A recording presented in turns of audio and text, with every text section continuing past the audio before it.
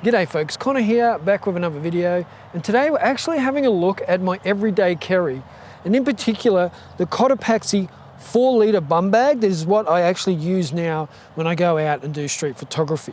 I'm going to leave links down below to everything that I do use, and I want to hear comments and feedback from you guys about what you guys use in your everyday carry for street photography or whatever you do.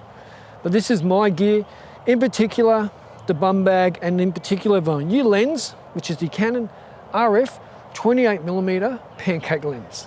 I'm loving it. Look at that bokeh, 28mm. Good field of view, good for street photography. It's a duck's nuts, mate. The duck's nuts. So, like I said, comments down below, and let's get stuck into the video.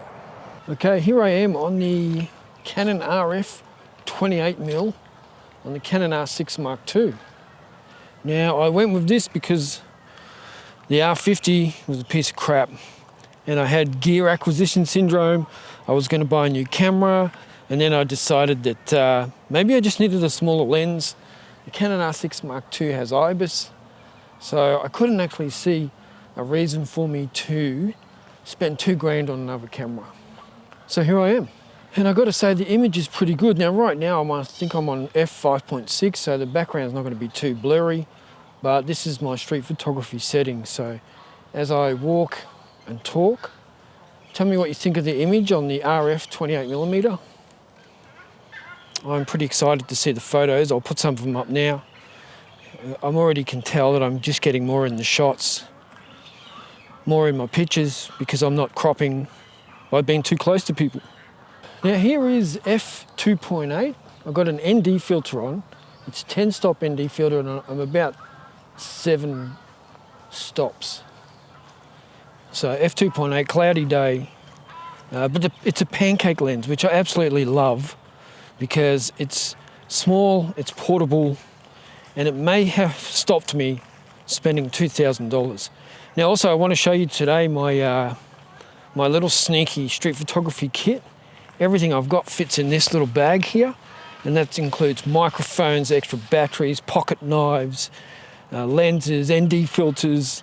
Everything you can think of is in this little bag. So I'm going to go through what I've got in there to make videos like this possible. Okay, so this lens is a 28mm RF lens by Canon.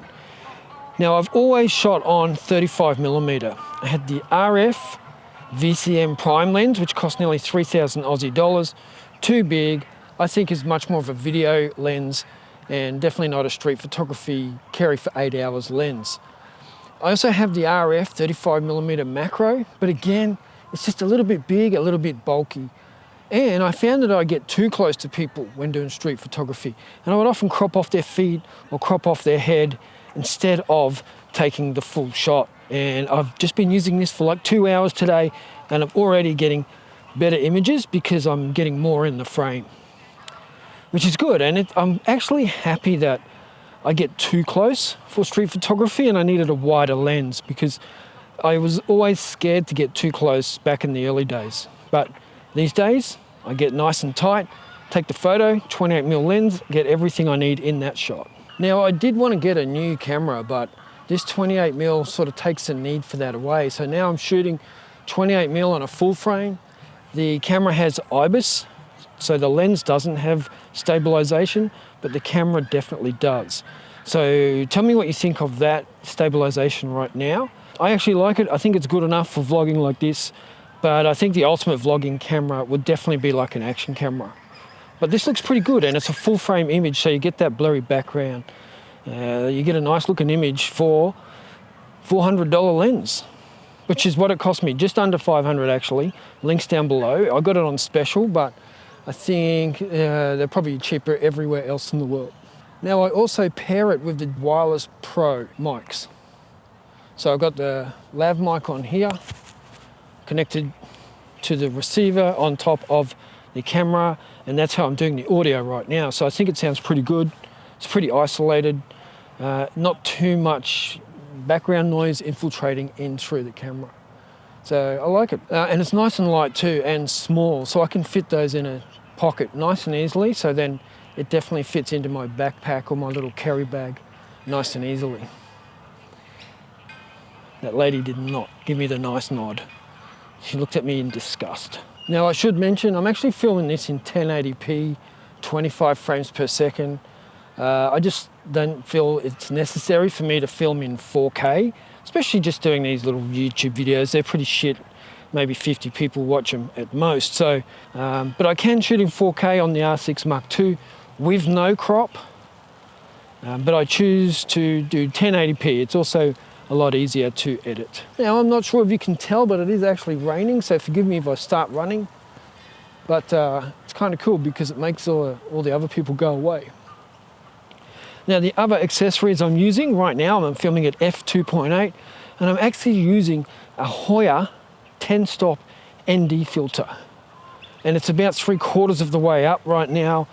I don't know if it makes the image look too bad. It's a pretty cheap one. Like, it cost me $160 for a 10-stop circular ND filter. I think it looks good, and it makes it possible for me to film in outdoors on a full-frame camera at f2.8 and put the sunnies on.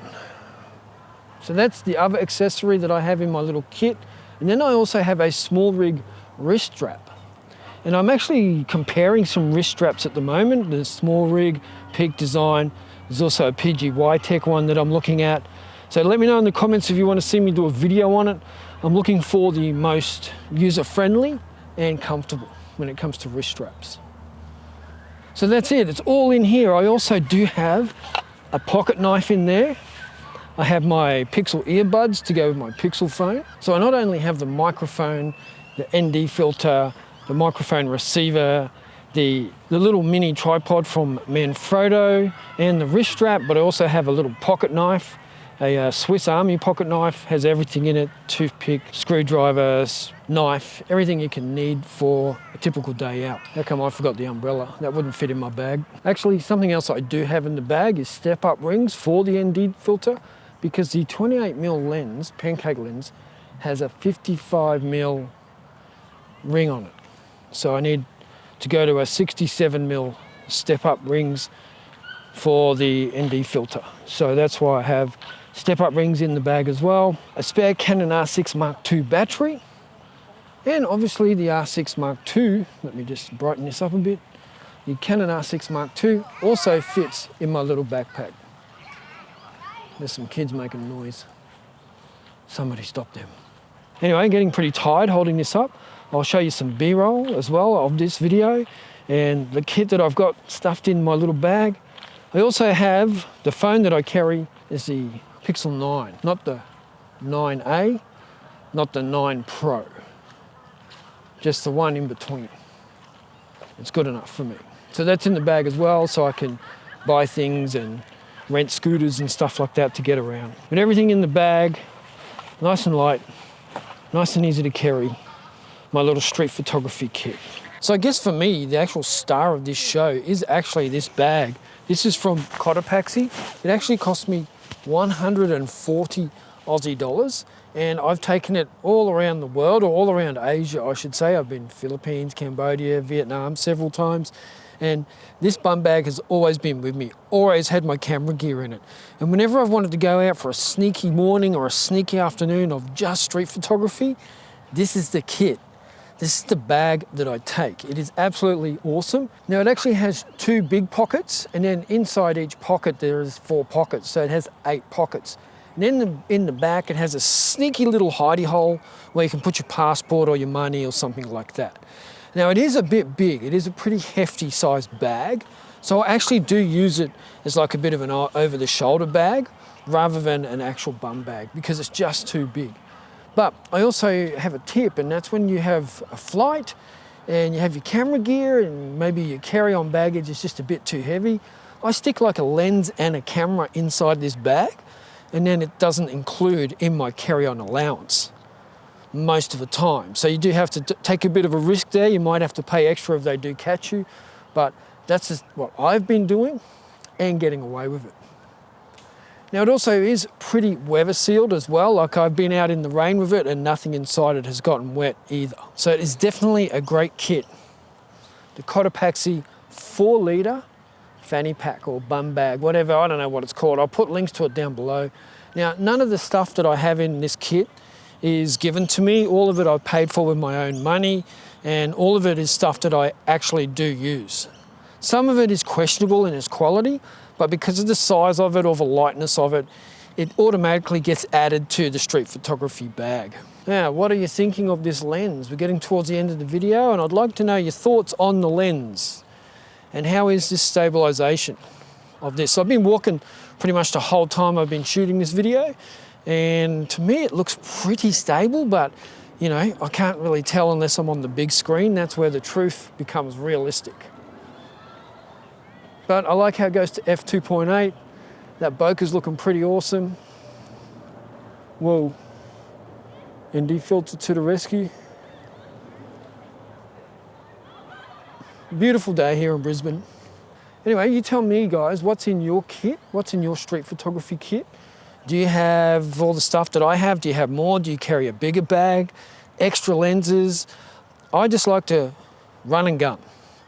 I don't want to stop and change lenses and all that sort of thing. So that's why the stuff that I have today is the stuff that I take with me when I'm pounding the pavement. So there we go, Canon RF, 28mm, freezing cold, heading home on the scooter. There's my camera kit, all in the bag on the shoulder. Tell me what you think in the comments down below as I scooter home. Riding one-handed on the scooter is probably one of the hardest things I've ever done. But it makes the stabilization work pretty damn good. And I'm also interested to know what the audio is like at this speed, in the wind and rain. Gotta hold on, I'm going through the tunnel. There's big bumps.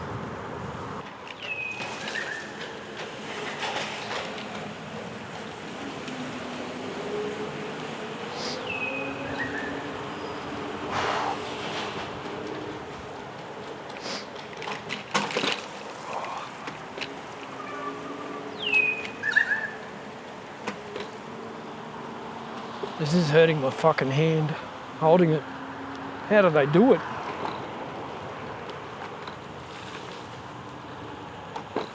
That's the end of the ride for me. Time to get off the scooter.